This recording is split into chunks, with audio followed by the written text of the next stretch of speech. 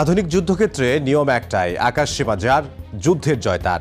আর ইউরোপীয় চার শক্তির যৌথ সৃষ্টি ইউরোফাইটার টাইফুন হলো সেই যুদ্ধযান যা শুধু দ্রুত নয় বরং বুদ্ধিমান, স্টেলথ সমৃদ্ধ, সেন্সর দৈত্য আর এক ভয়ঙ্কর মাল্টিরল প্ল্যাটফর্ম। যুদ্ধ প্রযুক্তির আজকের পর্বে জানাবো টাইফুনের জন্ম, ডিজাইন, যুদ্ধপ্রমাণ শক্তি, ২০ বছরের প্রযুক্তিগত বিবর্তন আর বাংলাদেশকে ঘিরে নতুন সম্ভাবনার এক বিস্ময়কর গল্প। ১৯৮০ দশকের শেষ শীতল যুদ্ধের উত্তেজনা চরমে। রাশিয়ার নতুন ফাইটার SU-27 ও MiG-29 পশ্চিমে তীব্র আলোচনার জন্ম দেয়। এই বিমানগুলো শুধু শক্তিশালী নয়, ম্যানুভারেবিলিটি, রাডার, অস্ত্র সব ক্ষেত্রেই বিপজ্জনক। এবার নেটোর সামনে প্রশ্ন, তাদের আকাশ রক্ষায় নতুন প্রজন্মের ফাইটারকে? সেই প্রশ্নের উত্তর খুঁজতে জার্মানি, যুক্তরাজ্য, ইতালি ও স্পেন শুরু করলো এক যৌথ প্রকল্প যার নাম ইউরোপিয়ান ফাইটার এয়ারক্রাফট বা EFA। প্রকল্পটি ছিল ইউরোপের ঐক্যের প্রতীক, কিন্তু বাস্তবে এটি ছিল অত্যন্ত জটিল, কারণ অর্থ বরাদ্দের সমস্যা, প্রতিটি দেশের আলাদা আলাদা চাহিদা, রাডার ও ইঞ্জিন নিয়ে বিতর্ক এবং কে কত কাজ পাবে সেই বিতর্কও ছিল। তাই প্রকল্প ৫ বছর পিছিয়ে যায়, বাজেট হয়ে যায় দ্বিগুণ। তবুও ইউরোপ থেমে থাকে না। ৬ এপ্রিল ১৯৯৪ সালে প্রথম ইউরো ফাইটার প্রোটোটাইপ আকাশে ওড়ে। এটাই ছিল ইউরোপীয় অ্যারোস্পেস প্রযুক্তির বড় পুনর্জন্ম। ২০০৩ সালে যার নাম দেওয়া হয় ইউরোফাইটার টাইফুন। টাইফুনের ডিজাইনকে বর্ণনা করলে ৩টি শব্দ আসে: agile, intelligent, lethal. Canard delta wing, super agile, দ্রুত বাঁক, স্টল ফ্রি টার্ন, উচ্চ অ্যাজাইল অফ অ্যাটাক, যা ডগ ফাইটে আনম্যাচড এনার্জি রিটেনশন, যা SU-27 বা রাফেলের মতো সুপার অ্যাজিলিটি কিন্তু আরও স্থিতিশীল। আধা স্টেল, লো অবজারভেবল বডি, যদিও এটি F-35 এর মতো পূর্ণ স্টেলথ নয়, তবুও কম্পোজিট ফাইবার, রাডার শোষণকারী পেইন্ট, স্ল্যান্টেড সারফেস টাইফুনকে হার্ড টু ডিটেক্ট ক্যাটাগরিতে রেখেছে। এনার্জি অ্যাডভান্টেজ ডিজাইন, অর্থাৎ টাইফুনের ডিজাইন এমনভাবে করা হয়েছে ডগ ফাইটে গতি হারাবে না, দ্রুত এনার্জি রিকভার করবে, উপরে নিচে দ্রুত ওঠানামা করতে পারবে। এক পরীক্ষামূলক পাইলট বলেছিলেন, typhoon never runs out of breadth.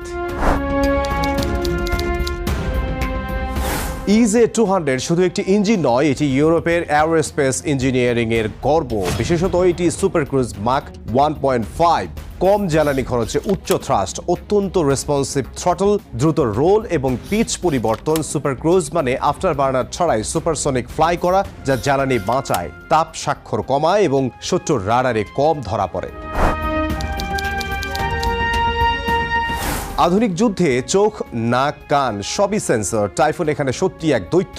এর ক্যাপ্টর AES এর রাডার, যা বিশ্বের সবচেয়ে উন্নত AES এর রাডারগুলোর একটি। এর 360 ডিগ্রি স্ক্যান ক্ষমতা অন্য যে কোনো ফাইটারকে হার মানায়। ঘূর্ণায়মান AESA বা ম্যাকনিক্যালি সুইভেলড অ্যারে একমাত্র টাইফুনে রয়েছে। দূরপাল্লায় টার্গেট ট্র্যাক এর পাশাপাশি একই সাথে বহু লক্ষ্য ট্র্যাক করতে পারে, জ্যামিং করে শত্রুর রাডার অকার্যকর করে দিতে পারে। এছাড়া গ্রাউন্ড ও সি টার্গেট স্ক্যান করতে পারে। এর সেন্সর ফিউশন, যা তার রিয়াল সুপার পাওয়ার। টাইফুন একসঙ্গে ডজন খানেক সেন্সর থেকে ডেটা নিয়ে পাইলটকে দেয় একক গডস আই ভিউ, অর্থাৎ পুরো যুদ্ধক্ষেত্রের লাইভ 3D ছবি। পাইলট IRST রয়েছে। স্ট্রেলথ বিমান শনাক্ত করতে IRST অত্যন্ত কার্যকর। এটি F-35 বা SU-57 এর মতো লো অবজারভেবল জেটও দূর থেকে হিট সিগনেচার দেখে ধরতে পারে। হেলমেট মাউন্টেড সাইট, অর্থাৎ তাকালেই লক, পাইলটের হেড মুভ করলে মিসাইল সেদিকে সোজা লক করে, যা ডগ ফাইটে মৃত্যু ঘণ্টা। টাইফুন একসঙ্গে 13টি হার্ড পয়েন্টে অস্ত্র বহন করতে পারে। এয়ার টু এয়ার অস্ত্রে রয়েছে মেচিওর BVRAM, যা বিশ্বের সবচেয়ে মারাত্মক BVRAM। এর রেঞ্জ 200 কিলোমিটারের বেশি। নো এসকেপ জোন বিশাল। অ্যাক্টিভ রাডার গাইডেন্স থাকায় পালানো প্রায় অসম্ভব। AMRAAM AIM-120 হলো বিশ্বের স্ট্যান্ডার্ড BVR মিসাইল। ASRAAM বা IRIST-র কারণে ডগ ফাইটে ওয়ান শট কিল ক্ষমতা রয়েছে এটির। এছাড়া এয়ার টু গ্রাউন্ড অস্ত্রে রয়েছে Storm Shadow cruise missile, Brimstone যা নিখুঁত tank killer, Paveway laser guided বোমা, Taurus KE-PD-350 bunker blaster. Defence সিস্টেমে DASS বা ডিফেন্সিভ এইড সাব সিস্টেম রয়েছে। Chaff, flare, jammer, decoy, missile approach warning. Typhoon মূলত shoot first, survive longer দর্শনে তৈরি।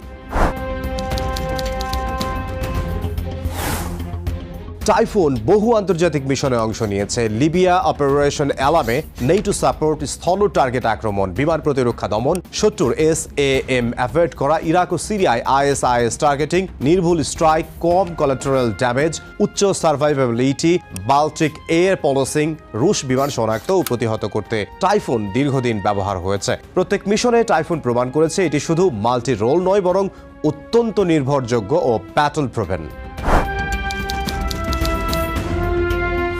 Typhoon একবার তৈরি হয়ে থেমে যায়নি। প্রতিটি নতুন ট্রান্সে এটি আরও শক্তিশালী হয়েছে। ট্রান্স 1-এ প্রাথমিক এয়ার সুপেরিয়রিটি ভূমিকা, সীমিত গ্রাউন্ড স্ট্রাইক। ট্রান্স 2-তে উন্নত অ্যাভিওনিক্স, আরও স্থিতিশীল মাল্টিরোল ব্যবহার করা হয়েছে। ট্রান্স 3-এ AES রাডার অপশন, বড় জ্বালানি বহন ক্ষমতা, নতুন মিশন কম্পিউটার। ট্রান্স 4 যা সর্বশেষ, সম্পূর্ণ ক্যাপ্টর AES যা উন্নত অস্ত্র, কম্প্যাটিবিলিটি, আরও ভালো ইলেকট্রনিক ওয়ারফেয়ার, 30-এর বেশি বছর সার্ভিস লাইফ। বাংলাদেশ যদি টাইফুন কিনে সেটি সম্ভাবনা ট্রান্স 3A বা ট্রান্স 4।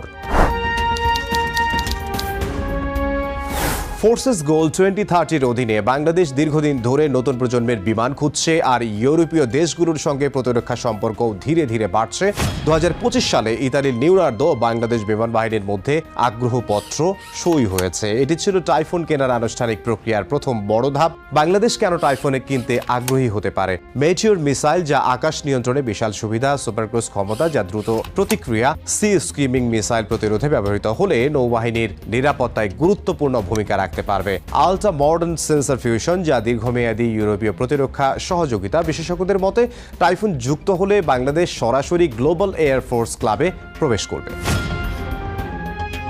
ইউরোফাইটার টাইফুন শুধু একটি যুদ্ধ বিমান নয়, এটি ইউরোপের প্রযুক্তি শক্তি ও প্রতিরক্ষা ঐক্যের প্রতীক।